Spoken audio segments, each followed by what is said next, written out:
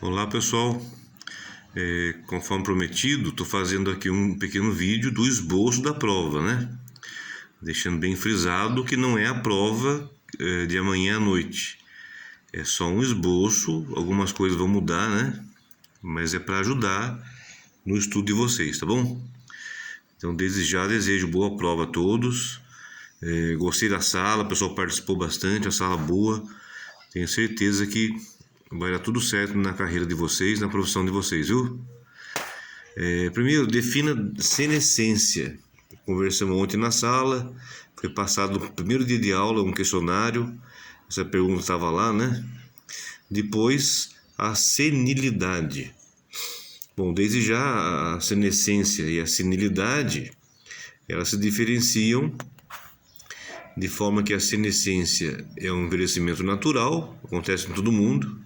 A partir do nascimento estamos envelhecendo. E a senilidade são o envelhecimento com as doenças. Então isso não é o nosso objetivo, né? É sempre trabalhar em relação a ter uma velhice com saúde, com qualidade de vida. O terceiro, relate pontos importantes para termos qualidade de vida na terceira idade. Foi conversado bastante em sala de aula também, né? Em relação à alimentação, estilo de vida. Então vocês coloquem aqui o que vocês acham interessante para ter uma terceira idade, uma velhice com qualidade de vida, tá bom? Deixa eu baixar aqui. Quarta, com suas palavras, diferencie demência senil e Alzheimer. Também falamos ontem na sala, tá? A demência senil, senil quer dizer do velho, né? Então a demência da pessoa idosa, ela pode ter várias causas muitas vezes reversíveis, né? A gente citou ontem a encefalopatia hepática, né? Falei os casos que eu já presenciei na UTI, por exemplo, e como é tratada, e a pessoa volta o raciocínio rapidinho, né? Então, quer dizer, a demência senil tem várias causas e muitas vezes reversível. Já o Alzheimer, o mal de Alzheimer, ele é irreversível. Ele tem um prognóstico de 7 a 10 anos no máximo, é degenerativo, é muito grave, né? E para o médico fechar esse diagnóstico, ele depende de vários exames, vários relatos, até tomografia, vários exames que fazem para realmente fechar o diagnóstico de Alzheimer, tá bom? Depois, a quinta pergunta: quais são as orientações e cuidados de enfermagem a respeito da nutrição do idoso? A gente falou bastante na sala de aula também. E aí é aquela história, né? Faço o que eu digo, mas não faço o que eu faço. Hoje a população em geral, não só o idoso, se alimenta mal. A gente, vou me colocar nesse meio também, né? Que eu também sou assim. Nós nos alimentamos de produtos alimentícios e não de alimentos verdadeiros, né? Então a gente tem tudo industrializado, muito fácil à mesa, né? Mas sem nenhuma qualidade de nutrição. Essa é a minha opinião aí. Vocês vejam como é que vocês vão colocar na resposta aí, tá bom? Depois, a sexta, em relação à doença de Parkinson, coloque V ou F. O Parkinson acomete geralmente pessoas com mais de 50 anos e pode iniciar em pessoas jovens. Sim, com mais de 50 anos é mais comum. Acima de 65 anos, 1% da população tem Parkinson, população mundial tem Parkinson, segundo a OMS. Os sinais e sintomas de Parkinson são mais comuns, mais intensos em mulheres, é falso. Eu não sei dizer se a relação homem e mulher tem diferença entre as estatísticas, né? Vamos dizer assim, não sei se a mulher tem menos Parkinson do que os homens. Tem que pesquisar isso aí, mas os sinais e sintomas são mais intensos nos homens, então aparece mais, né? O tratamento medicamentoso de Parkinson é feito à base de dopamina. Sim, é um neurotransmissor, né? É o levodopa. E aí eles são feitos à base de dopamina ou algo que estimule isso, sempre em relação a esse neurotransmissor. Uma das terapias para tratamento de Parkinson é a ECP, estimulação cerebral profunda. Sim, também falamos bastante em sala de aula sobre o implante, parece um marca-passo, né? Mas ele é uma terapia em que é liberado um pequeno choque, e aí em regiões específicas do cérebro, reduzindo ali os sinais e sintomas da doença, tá bom? Depois, deixa eu dar um close aqui, tá difícil.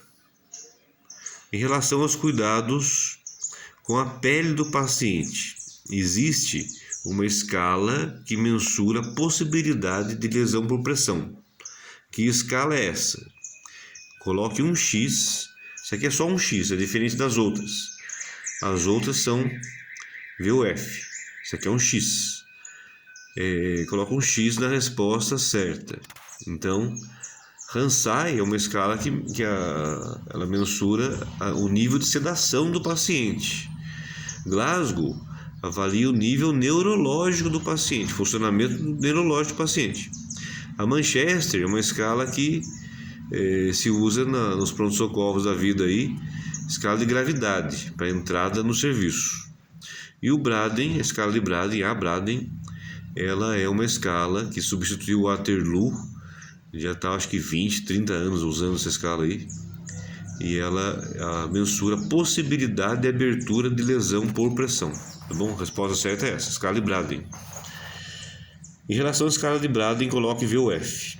Avalia vários parâmetros de risco do paciente. Sim, vários parâmetros, né? Nutrição, a fricção, cesariamento, umidade, atividade, mobilidade. São vários parâmetros. Um dos parâmetros é o risco de risco é a ausência de ATB. ATB é a sigla de antibiótico terapia. Isso é falso. Não tem nada a ver com a escala, tá? Muitas vezes é necessário, sim, a antibiótico terapia para lesões infeccionadas. O médico passa via sistêmica e se faz uso dessa terapia, mas não tem relação com escala de Braden. A umidade é um parâmetro que pode ser evitado com o uso de filme transparente não estéreo, filme transparente não estéreo, em regiões que ficam molhadas com mais frequência. Isso é certo, tá? Você usando filme transparente, principalmente na região sacral, você evita maceração da pele e abertura de lesão. Fricção e cisalhamento não são agravantes para a abertura de lesões por pressão. Isso é mentira, é falso, porque a fricção e o cisalhamento, quem sofre mais com isso são os pacientes obesos, tá? E é muito grave e favorece sim a lesão por pressão. Mais uma, é a 9ª questão agora, tá? Em relação às coberturas de feridas, coloque V ou F. AGE, ácidos graxos essenciais, é chamado comercialmente de Dersane. Sim, o nome comercial principal é Dersane. Tem vários similares aí, né? Mas o Dersane é o principal. Papaina acima de 2% tem ação da concentração, de 2% de concentração, tem ação enzimática. Sim, papaina acima de 2% já começa uma ação enzimática. Abaixo de 2%, a sua ação é só bactericida, bacteriostática, e acima de 2%, 4%, 6%, 8%, 10%, ela age como uma colagenase, ela queima o tecido desvitalizado para tirar o tecido dali, tá bom? Falamos bastante sobre isso na sala, né? De proteger as bordas, de que as lesões são mistas, e às vezes numa mesma lesão você tem um tecido bom e um tecido ruim, e você precisa de 2, 3 curativos, 2, 3 tipos de coberturas numa mesma lesão. Colagenase não pode ser passada em tecidos viáveis. Isso é verdadeiro. Realmente ela não pode ser passada em tecido vivo, tecido viável. Alginato de cálcio é muito usado em feridas e tem o nome de caltostate, também é verdadeiro. O alginato, que falamos na aula, parece aquele algodãozinho ortopédico, tá? Ele é usado geralmente como curativo primário, na maior parte das vezes. Curativo primário, coloca-se gaze de algodão por cima, vai se trocando a gaze de algodão, que é o curativo secundário, e retirando o exudato purulento da lesão. É uma das formas, e talvez a forma mais comum, em que o caltostate é usado em lesões por pressão. Tá? Depois a 10ª. Para tratarmos bem uma lesão por pressão, é necessário conhecermos as fases da lesão e seus tecidos. Defina tecidos inviáveis e tecidos viáveis e dê exemplo. Eu falaria bem simples assim: tecidos viáveis são tecidos vivos que eu devo deixar no corpo do paciente. Tecidos inviáveis são tecidos mortos em que eu devo retirar do paciente, tá? Para que evite infecção e a lesão progrida. Que mais? Exemplo, tecido viável, eu colocaria como granulação, o tecido vermelho, o tecido vivo, é o tecido viável. Tecido inviável, eu colocaria necrose de coagulação, que é a necrose dura, impermeável, que popularmente chamada de escara. E também, quando sai aquela carapaça dura de necrose, que é a necrose de coagulação, fica-se por baixo a necrose de liquefação. Então, os dois são inviáveis: a necrose de coagulação e a necrose de liquefação. A necrose de liquefação tem o nome de esfacelos, não é fibrina. A gente falou bastante na sala também. Fibrina é um tecido viável. Esfacelo, que é a necrose de liquefação, é um tecido inviável. O pessoal confunde muito fibrina com esfacelo. Então, resumindo, tecido viável é vivo, exemplo, granulação.